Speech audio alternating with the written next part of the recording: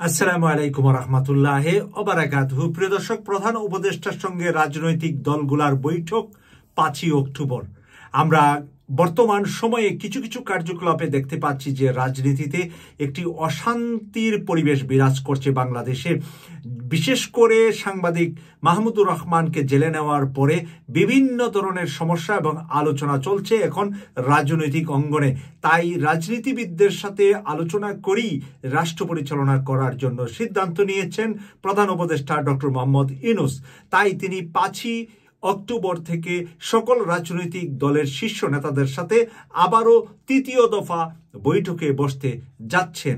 আর এই বিষয়টা নিয়ে আজকে নিউজ করেছেন ইত্তেফাক পত্রিকা সহ বিভিন্ন পত্রিকা। আমি ইত্তেফাক থেকে আপনাদের সামনে নিউজটা তুলে ধরছি।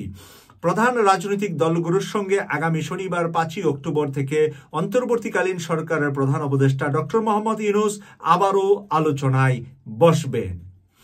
এর আগে রাজনৈতিক দলগুলোর সঙ্গে 2 দফা আলোচনা করেন তিনি। প্রধান রাজনৈতিক দলগুলো আলোচনায় অংশ নেওয়ার জন্য দাওয়াত দেওয়া হবে বলে জানিয়েছেন প্রধান উপদেষ্টার পেশ সচিব শফিকুল আলম। প্রধান রাজনৈতিক দলগুলোকে দাওয়াত দেওয়া হবে এবং তাদের সাথে শনিবার থেকে তিনি এক এক দলের সাথে এক একটা সময়ে তিনি আলোচনায় বসবেন বলে জানিয়েছেন শফিকুল আলম। বুধবার 2রা অক্টোবর সন্ধ্যায় রাজধানীর ফরেন সার্ভিস একাডেমিতে এক ব্রিফিংয়ে এসব তথ্য জানান তিনি বলেন, আগামী শনিবার থেকে রাজনৈতিক দলগুলোর সঙ্গে আলোচনা হবে। এতে 6 সংস্কার কমিশনের কাজের অগ্রগতির ব্যাপারে রাজনৈতিক দলগুলোকে অবগত করা হবে।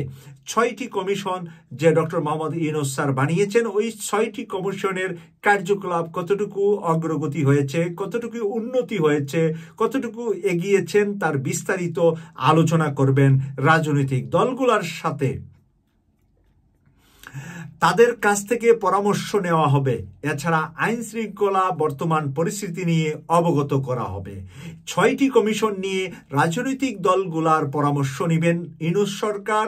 তাছাড়া আইন শৃঙ্খলা বাংলাদেশের অবনতি বা আইন শৃঙ্খলার বর্তমান পরিস্থিতি নিয়ে রাজনৈতিক দলগুলার পরামর্শ নেবেন ডক্টর মোহাম্মদ ইউনূস সাহেব। আমি মনে করি যে এটা একটি বিচক্ষণ পরিকল্পনা, বর্তমান সময় উপযোগী পরিকল্পনা। কারণ বর্তমান সময়ে রাজনৈতিক দলগুলা বাংলাদেশের 18 কোটি মানুষের ম্যান্ডেট তাদের উপরে আছে। ম্যান্ডেটের মধ্যে কারো উপর 60%, কারো উপর 40%, কারো উপর 5, 10, 2, 1 হয়তোবা আছে। কিন্তু হাসিনা সরকারের বিদায়ের পরে যেই রাজনৈতিক দলগুলা আন্দোলনের মাঠে জনগণের পাশে ছিলেন, জনগণকে আওয়াজ তুলে রাজপথে নিয়েছিলেন, বৈষম্য বিরোধী ছাত্র আন্দোলনের ছাত্রদেরকে ব্যানার বানিয়ে সামনে রেখে, কিন্তু পিছনে থেকে কলকাঠি নাড়া এবং সার্বিকভাবে এই আন্দোলনকে যারা আঞ্জাম দিয়েছেন, সহযোগিতা করেছেন, তার মধ্যে বড় রাজনৈতিক দল হিসাবে বিএনপি এবং তারপর জামাতের নাম আসছে। এবং এই 2টি দলের কারণেই আজকে এই অন্তর্বর্তীকালীন সরকার গঠন করা সম্ভব হয়েছে। তাই অন্তর্বর্তীকালীন সরকারকে অবশ্যই এই 2টি দল সহ মাঠে থাকা অগ্রগামী দলগুলাকে অগ্রাধিকার দিয়ে আলোচনার মাধ্যমে দেশটিকে একটি সুন্দর এবং সুন্দরতম অবস্থায় আমরা যেন ফেসিবাদের বিচারের মাধ্যমে একটি নতুন বাংলাদেশ গড়তে পারি, এই প্রত্যাশা রাখছি। আমি সৈয়দ মাসুক, লন্ডন থেকে। আল্লাহ হাফেজ।